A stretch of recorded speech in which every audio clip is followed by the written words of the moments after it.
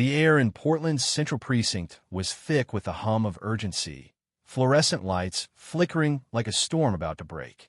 Officer Daniel Harper burst through the double doors, his boots echoing on the linoleum floor, his German shepherd, Coda, matching his stride with disciplined precision. The call had come minutes ago, a child found alone in Riverside Park, silent, unresponsive, dressed for winter in the suffocating July heat. Daniel's radio crackled with the dispatcher's voice, sharp and clipped. Unit K9, expedite. Possible endangerment. His gut twisted. Calls involve VYing kids always hit harder, and something about this one felt wrong, like a shadow MO VYing just out of sight.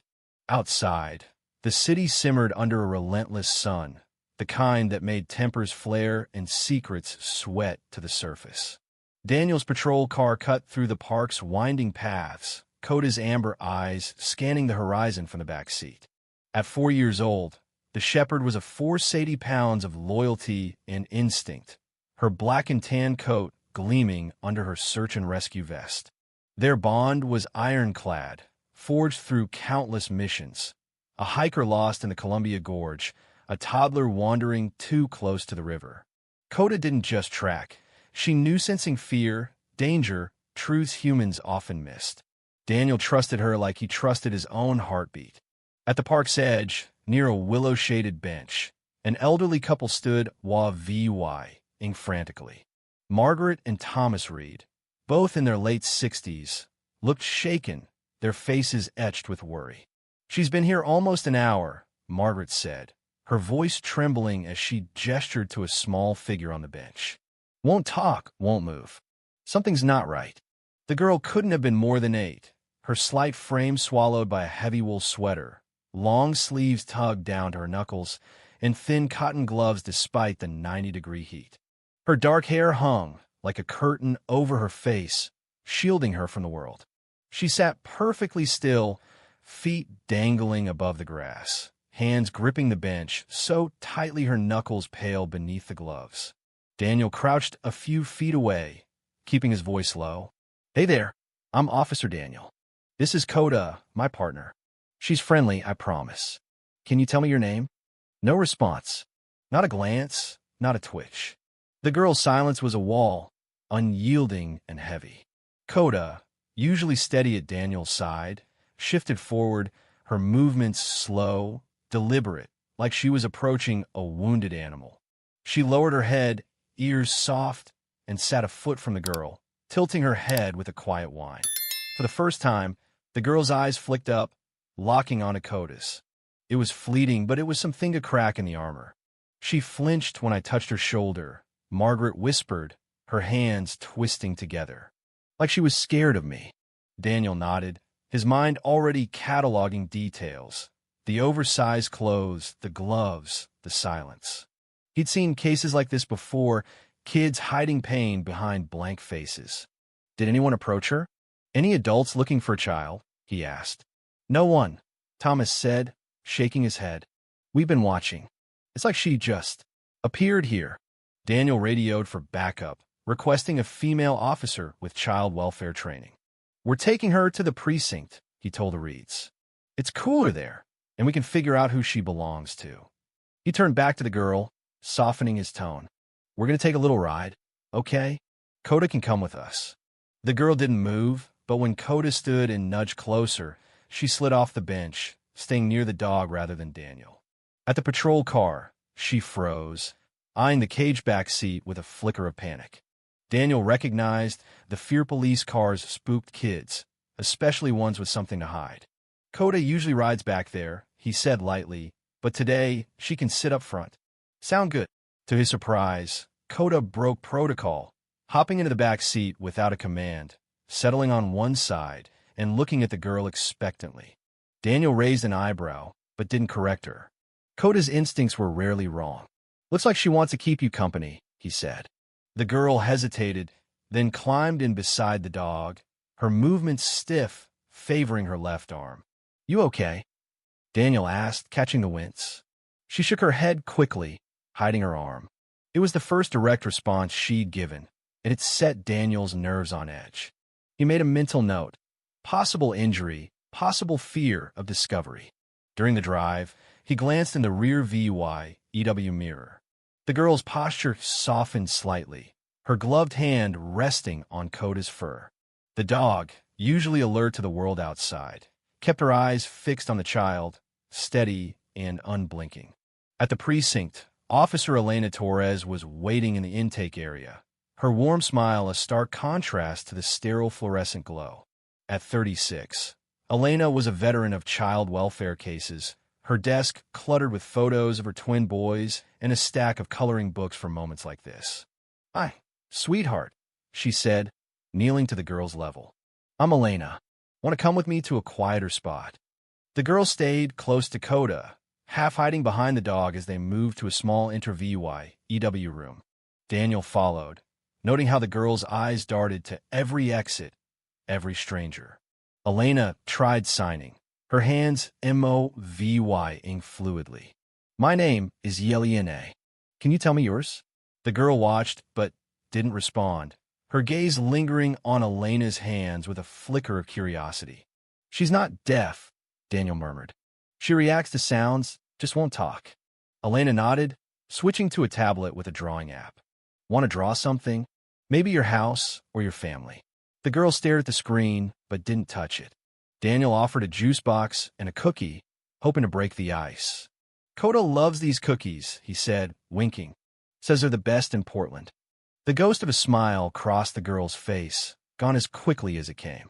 Coda, lying at her feet, suddenly lifted her head, nosing at the girl's glove with gentle insistence. Daniel started to correct her, "Coda, easy," but Elena stopped him with a look. They watched as Coda tugged lightly at the fabric, revealing a glimpse of purple bruising around the girl's wrist. The marks were unmistakable, fingerprints too large for a child's hand, too precise for an accident. "Sweetheart," Elena said softly, "can I see your arm? Just to make sure you're okay." The girl yanked her hand back, pulling the glove tight and crossing her arms. Daniel's stomach churned. He'd seen those marks before on kids, pulled from homes where love was a lie and pain was routine. "I'm calling CPS," Elena said, her voice low, "and we need a medical exam." Before Daniel could respond, the station doors slammed open, a woman's voice cutting through the noise. "My daughter. Where's Lily?" A woman in her early 30s stormed in, her designer sunglasses perched on her head, a leather purse swinging from her arm.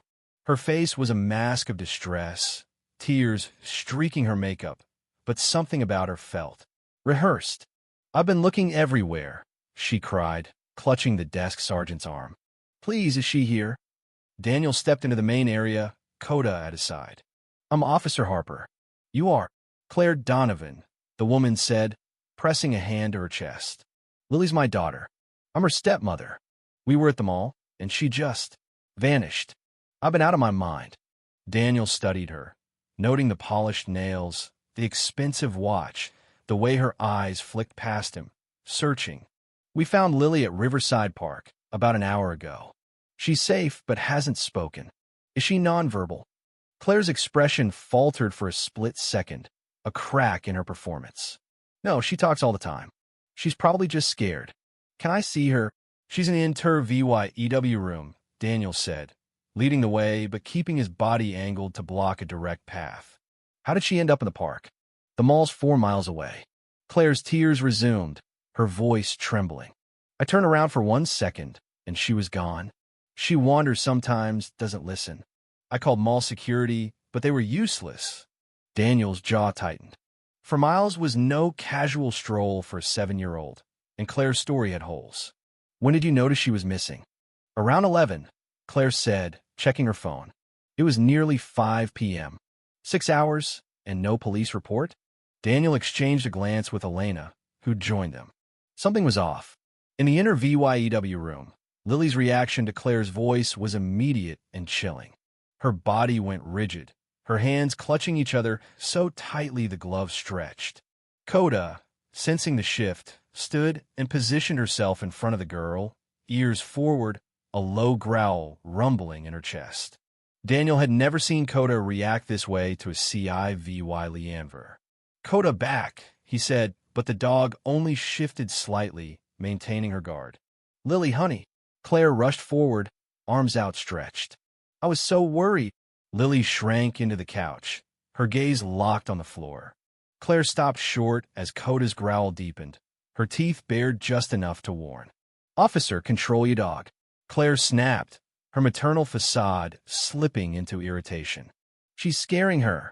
Strange, Daniel said evenly. Lily's been fine with Coda all day. Only positive response we've seen, actually. Claire's smile tightened. She's afraid of dogs. Get away from her. Daniel didn't move. Lily's fear wasn't of Coda, it was of Claire. He could see it in the way her shoulders hunched, the way her breathing shallowed. Elena stepped in, her voice calm but firm. Ms. Donovan, we need to complete some paperwork before Lily can go with you. Standard procedure. Can you come with me? Claire hesitated, then nodded, her eyes lingering on Lily. Stay there, sweetheart. We'll go home soon. As Claire followed Elena to a desk, Daniel watched Lily's posture relax slightly, her hands unclenching. Coda pressed against her legs, nosing her hand in a gesture that felt like reassurance.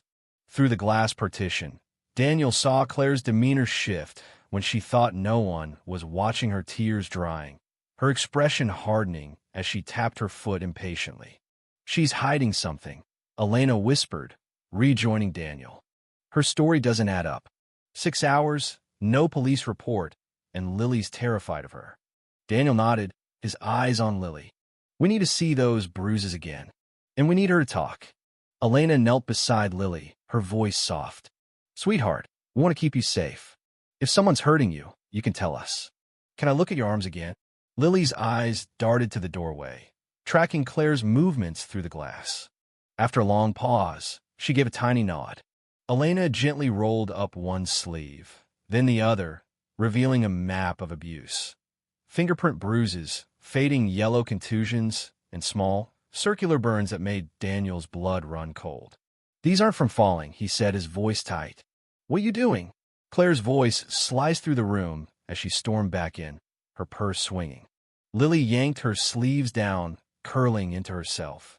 Coda growled, low and steady, planting herself between Claire and the girl. Ms.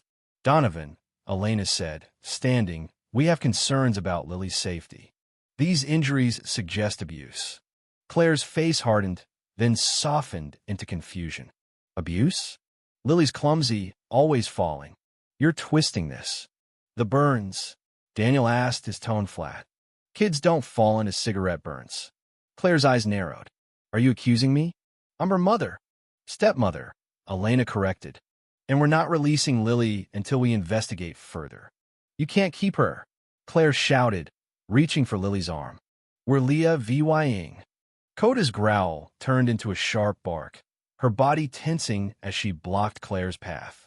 Daniel started to call her off, but something stopped him. Coda wasn't just reacting, she was communicating.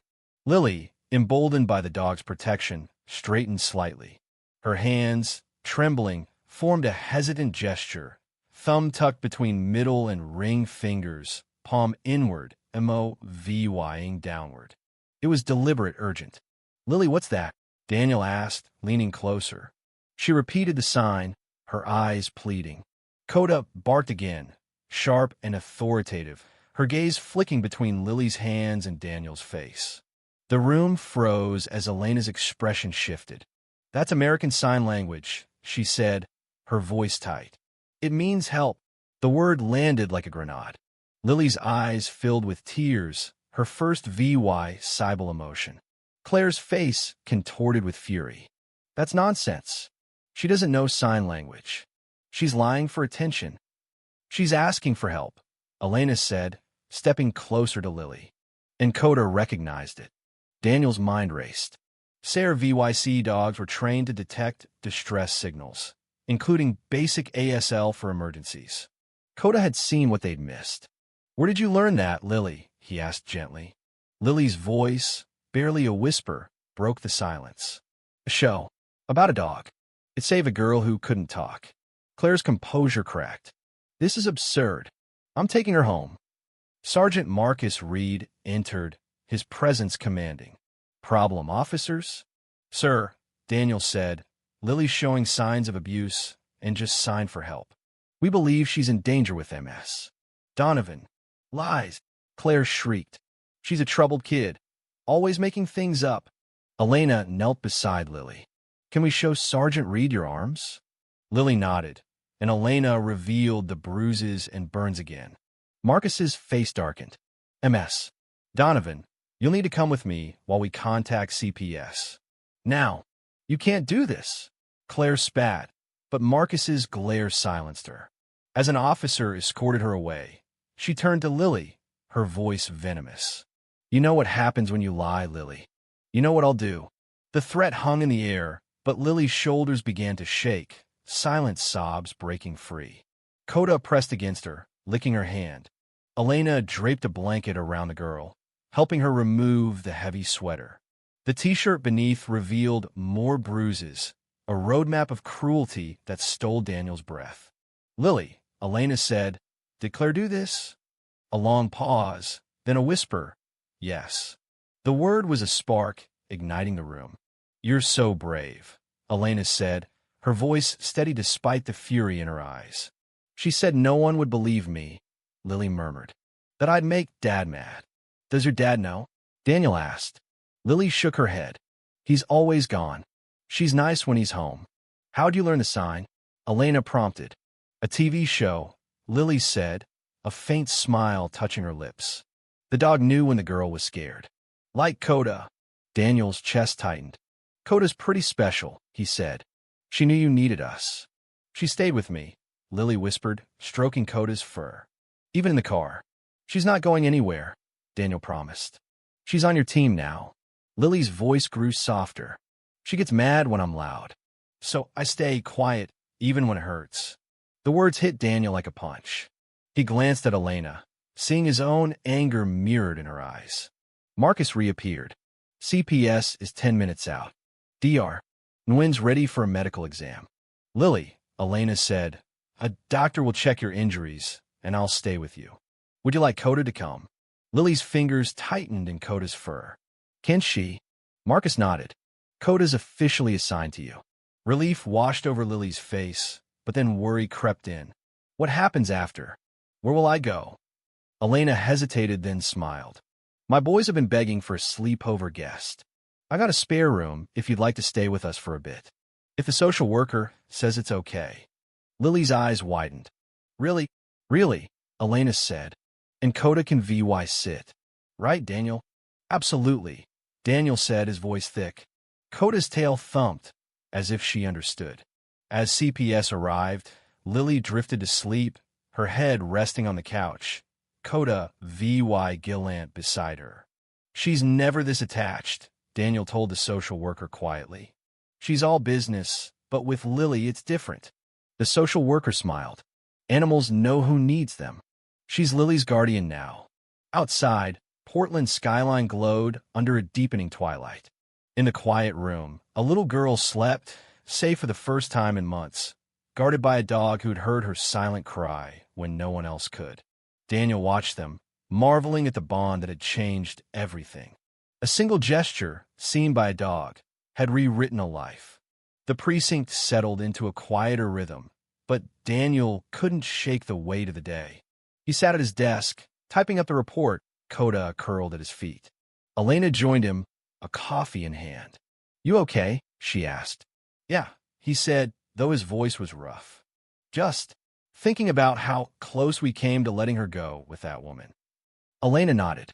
"Coda saved her. She saw what we didn't." Daniel looked down at his partner, her steady breathing a reminder of why he did this job. "She's more than a dog," he said. "She's a damn hero." The next morning, Daniel VY sighted Elena's house, Coda in tow. Lily was in the backyard, giggling as Elena's boys showed her a tire swing. When she saw Coda, her face lit up, and she ran over, wrapping her arms around the dog's neck. "She's happy," Elena said, watching from the porch. "First time I've seen her smile like that." Daniel nodded, his throat tight. "She's got a chance now. Thanks to you." And Coda. As they watched Lily play, Coda sprawled beside her, tail wagging, Daniel felt a quiet certainty. Some bonds between a child and a dog, between fear and hope, were stronger than any darkness. And today, that bond had won.